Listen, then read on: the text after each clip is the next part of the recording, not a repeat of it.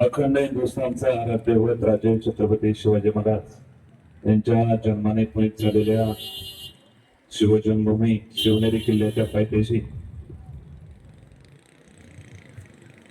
चालू असलेलं उपोषण सदर Malshej Ghat Borande pump storage project हा अदानी ग्रीज एनर्जी लिमिटेड यांचा खासगी प्रोजेक्ट आपल्या जुन्नर तालुक्यात होत असल्या कारणानं जुन्नर तालुक्यातील ऐतिहासिक आणि पर्यावरणीय दृष्ट्या अत्यंत संवेदनशील असलेल्या नाणेगत परिसर अजनावळे घाटघर इत्यादी भाग येथे प्रस्तावित असल्याचे समजते. पंप स्टोरेज जलविद्युत प्रकल्पामुळे या भागातील स्थानिक आदिवासी समाजावर दुष्परिणाम होणार असून या प्रकल्पासाठी नाणेघाट जुन्नर भागातील आरोशी येथे 0.31 TMC क्षमतेचं एक जलाशय 2 किलोमीटर लांब आणि 30 मीटर उंच, मुरबाड तालुक्यातील बोराडे भागात 0.33 TMC क्षमतेचा खालील भागातील जलाशय 712 मीटर लांब आणि 65 मीटर उंच हे प्रस्तावित असल्याची माहिती प्राप्त झालेली आहे.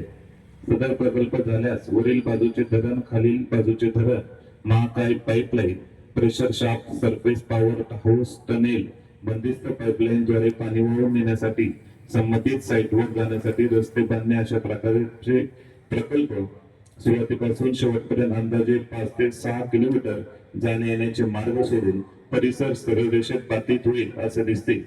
सदर प्रकल्पासाठी भीषण पाणी टंचाई असलेल्या घाटघर अजनावळे परिसरातील पाण्याचे नैसर्गिक स्रोतावरून पाणी साठा करण्यात येणार आहे असे समजलेले आहे.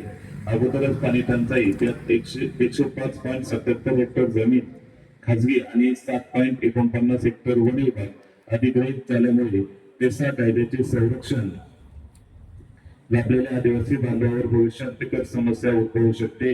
या प्रकल्पासाठी अगोदर कृष्णापुरातील माणिकदेव धरणातील पाणी वापरण्याचा प्रस्ताव होता, परंतु प्रपोजल मधील 1358 परंतु आयसीएम टाळण्यासाठी आता जवळच्या काळू नदीमधून खालच्या जलाशयात पाणी पंप करून करण्याचे प्रस्तावित आहे. भविष्यात धोरण बदलल्यास माणिकदेव धरणाचे पाणी देखील या प्रकल्पासाठी वापरतील का याबाबत देखील संदिग्धता असण्यास जागा आहे.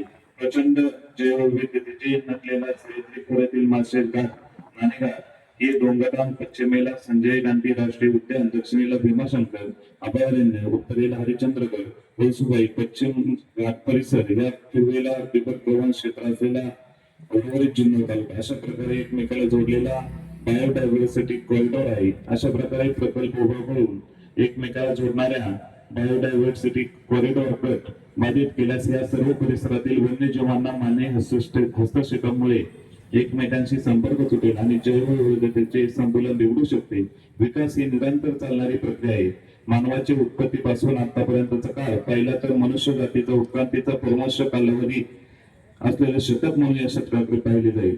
विकास होत असताना निश्चितच वीज हा महत्वाचा भाग आहे, परंतु विकासाच्या नावाखाली अशा प्रकारे ज्ञात अज्ञात सजीव सृष्टी, जीवसाखळी विस्कळीत करण्याचा तसेच जंगल, पाणी आणि निसर्गावर प्रथम हक्क असणाऱ्या आदिवासी समाजाला विस्थापित करण्याचा कोणताही अधिकार नाही.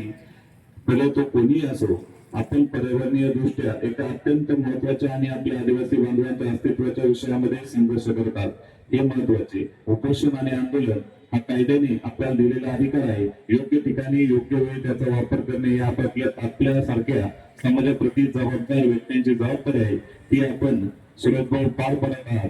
आपल्या या लढाईला आम्ही सर्वजण आपल्या सोबत आहे. महाराष्ट्र नवनिर्माण सेना जुन्नर तालुक्यातील सर्व संघटना, त्याचप्रमाणे महाराष्ट्र नवनिर्माणच्या सर्व विंग हा आपल्या आंदोलनाला या ठिकाणी पाठिंबा देत आहे. सुरेश भाऊ, आपण जो निर्णय घ्याल त्या सर्व या बाबतीमध्ये जो निर्णय घ्याल त्या निर्णयाशी आम्ही सर्वजण सहमत आहोत आणि आपल्या आंदोलनाला महाराष्ट्र नवनिर्माण सेनेच्या वतीने आमचे सहकारी सन्माननीय गणेश भाऊ शेळके, त्याचप्रमाणे महाराष्ट्र नवनिर्माण शेतकरी सेनेचा पुणे जिल्ह्याचा अध्यक्ष म्हणून आम्ही सर्वजण या आंदोलनाला या ठिकाणी पाठिंबा देतो.